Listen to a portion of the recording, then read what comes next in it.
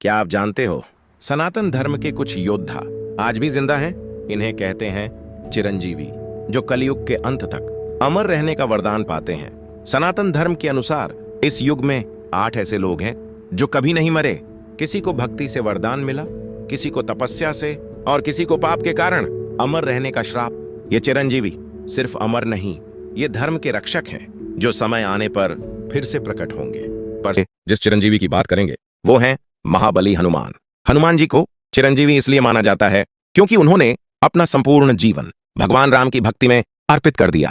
रामायण के अनुसार हनुमान जी भगवान शिव के अंशावतार हैं और उन्हें बचपन से ही अद्भुत बल, बुद्धि और दिव्य देह प्राप्त थी। लंका में अशोक वाटिका के भीतर माता सीता की सेवा, निष्ठा और ब्रह्मचर्य से प्रसन्न होकर माता सीता ने उन्हें दीर्घायु और अजर देह का आशीर्वाद दिया ताकि वे सदा राम भक्तों की रक्षा कर सकें। जब भगवान राम धरती से वैकुंठ जाने लगे तब हनुमान जी ने उनसे वर मांगा, प्रभु जब तक इस संसार में आपका नाम और आपकी कथा जीवित है मैं भी यहीं रहूं। भगवान राम ने इस भक्ति से प्रसन्न होकर हनुमान जी को कलयुग तक धरती पर रहने का आशीर्वाद दिया। मान्यता है कि कलयुग में भी जहां सच्चे मन से राम का नाम लिया जाता है, जहां धर्म संकट में होता है, वहां हनुमान जी अदृश्य रूप में प्रकट होते हैं।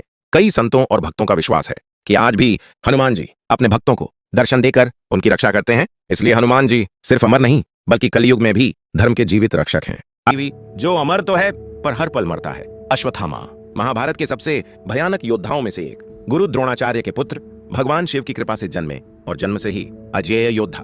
महाभारत युद्ध के बाद क्रोध, प्रतिशोध और अंधेपन में अश्वत्थामा ने द्रौपदी के 5 पुत्रों का वध कर दिया। यह पाप इतना भयावह था कि स्वयं भगवान श्री कृष्ण क्रोधित हो उठे। श्री कृष्ण ने अश्वत्थामा के मस्तक से दिव्य मणि छीन ली और कहा, तू मरेगा नहीं पर युगों तक धरती पर भटकेगा। तेरे शरीर से घाव बहते रहेंगे, तू रोग, अकेलापन और पीड़ा झेलेगा और कोई तुझे स्वीकार नहीं करेगा।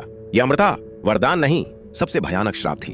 मान्यता है कि आज भी अश्वत्थामा धरती पर जीवित हैं और कलयुग के अंत में कल की अवतार के साथ धर्म की स्थापना करेंगे।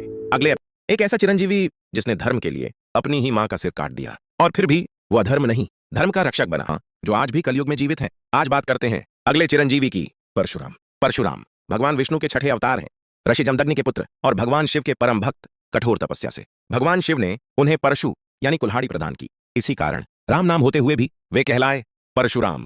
परशुराम सिर्फ योद्धा नहीं थे, वे महान गुरु भी थे। भीष्म, द्रोण और कर्ण जैसे महायोद्धाओं ने उन्हीं से शस्त्र विद्या सीखी। जब पृथ्वी पर राजाओं ने शक्ति का प्रयोग अधर्म के लिए किया तो परशुराम ने 21 बार अत्याचारी क्षत्रियों का संहार किया। लेकिन उनकी कहानी का सबसे कठोर क्षण तब आया जब पिता के आदेश पर उन्हें अपनी मां माता रेणुका का सिर काटना पड़ा। धर्म उनके लिए रिश्तों से भी ऊपर था। पिता प्रसन्न हुए। परशुराम ने कोई शक्ति नहीं मांगी, सिर्फ अपनी मां का जीवन मांगा। माता रेणुका पुनः जीवित हुई और परशुराम को मिला चिरंजीवी होने का वरदान। मान्यता है कि परशुराम त्रेता, द्वापर और कलयुग तीनों युगों में जीवित हैं और कलयुग के अंत में कल की अवतार को शस्त्र विद्या परशुराम ही सिखाएंगे। परशुराम सिर्फ अमर नहीं, वे धर्म का जीवित अस्त्र हैं। गुरुओं का गुरु कृपाचार्य। कृपाचार्य महाभारत काल के एक महान ऋषि थे। वे कौरवों और पांडवों दोनों के कुलगुरु थे। उनका जन्म एक दिव्य कथा से जुड़ा है। देवकन्या जानपदी ऋषि शरद्वान से गर्भवती हुई। शांतनु महाराज ने उन पर कृपा की, इसी कारण उनका नाम पड़ा कृप। कठोर तपस्या, धर्मपरायणता और निष्पक्षता से प्रसन्न होकर भगवान विष्णु ने उन्हें वरदान दिया कल्प के अंत तक जीवित रहने का। महाभारत युद्ध में वे कौरवों की ओर से लड़े और युद्ध के अंत में बचे हुए 3 योद्धाओं में एक थे अश्वत्थामा, कृतवर्मा और कृपाचार्य। युद्ध के बाद वे पांडवों के साथ रहे और अर्जुन के पौत्र राजा परीक्षित को अस्त्र शस्त्र विद्या सिखाई। मान्यता है कि कृपाचार्य आज भी कलयुग में जीवित हैं और धर्म की विद्या को संरक्षित कर रहे हैं। कृपाचार्य सिर्फ अमर नहीं, वे ज्ञान के जीवित स्तंभ हैं। अगले एपिसोड एक ऐसा चिरंजीवी जो राक्षस कुल में जन्मा लेकिन जीवन भर धर्म के पक्ष में खड़ा रहा। भीषण लंका के राजा रावण के छोटे भाई थे, लेकिन जहां रावण अहंकार और अधर्म का प्रतीक था, वहीं विभीषण धर्म, नीति और सत्य के मार्ग पर चले। जब रावण ने माता सीता का हरण किया, विभीषण ने उसे बार बार समझाया, लेकिन अधर्म ने उसकी बात नहीं सुनी। अंततः विभीषण ने अधर्म का साथ छोड़ भगवान राम की शरण ली।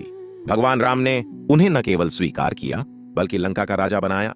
रामायण के अनुसार भगवान राम ने विभीषण को चिरंजीवी होने का वरदान दिया ताकि वे युगों तक धर्म और भक्ति का मार्ग दिखाते रहें। मान्यता है कि विभीषण आज भी कलयुग में जीवित है और जहां धर्म संकट में होता है वहां अदृश्य रूप से धर्म का साथ देते हैं। विभीषण सिर्फ अमर नहीं, वे इस बात का प्रमाण है कि जन्म नहीं कर्म तय करता है कि कौन धर्मी। एक ऐसा चिरंजीवी जिसका नाम लेते ही मृत्यु भी रुक जाती है। कंडेय एक महान तपस्वी थे जो बचपन से ही भगवान शिव के अनन्य भक्त थे।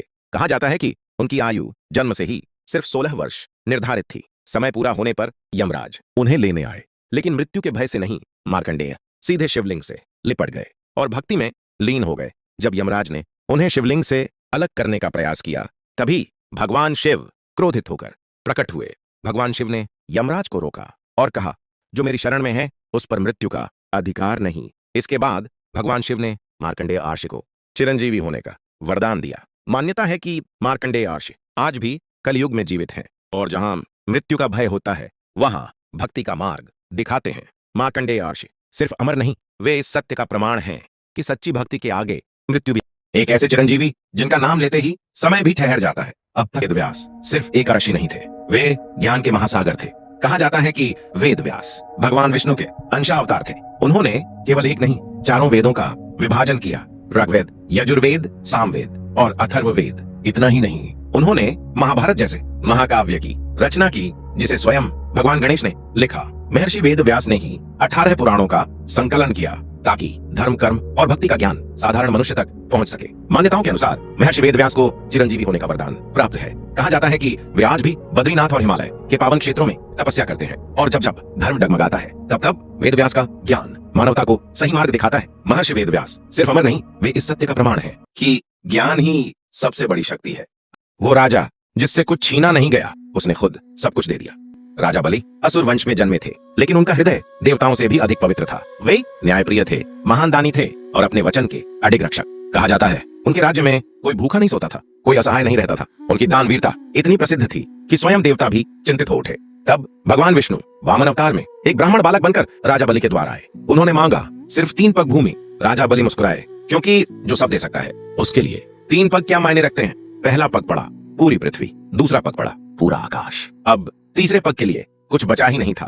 तब राजा बलि ने वो किया जो इतिहास में अमर हो गया। उन्होंने अपना मस्तक आगे बढ़ा दिया और कहा, हे प्रभु, तीसरा पग मेरे सिर पर रखिए। यह था अहंकार नहीं, यह था पूर्ण समर्पण। भगवान विष्णु इस त्याग से अत्यंत प्रसन्न हुए। उन्होंने राजा बलि को पाताल लोक का अधिपति बनाया और चिरंजीवी होने का वरदान दिया। मान्यता है कि राजा बलि आज भी पाताल लोक में निवास करते हैं। सिर्फ अमर नहीं, वे इस सत्य का प्रमाण है कि जो झुकना जानता है वही सबसे महान होता है। ये थे सनातन धर्म के 8 चिरंजीवी जो आज भी अदृश्य रूप से कलयुग की रक्षा कर रहे हैं।